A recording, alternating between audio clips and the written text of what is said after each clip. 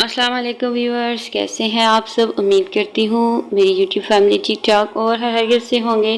तो आज मैं कुकिंग से हट के आप लोगों के लिए एक डिफरेंट वीडियो लेके आई हूँ। तो आई होप आपको मेरी आज की वीडियो बहुत ही ज़्यादा पसंद आएगी। स्लीव डिज़ाइन लेके आई हूँ, बहुत ही यूनिक और ईजी स्लीव डिज़ाइन हैं। आप अपने कपड़ों पर बनाएँ और अपने कपड़ों को चार चांद लगा दें और अपने कपड़ों को बहुत ही खूबसूरत बनाएं। नेट के स्टाइल में भी, गुम लेसेस भी और प्लेट्स के साथ भी आप अपने बाजुओं को जो है वो सजा सवार सकते हैं। गुम लेसेस भी इस्तेमाल कर सकते हैं और जो हमारे बाजू पे जोड़ आ जाता है उसको हम लेसेस के ज़रिए और ही प्यारा बना सकते हैं।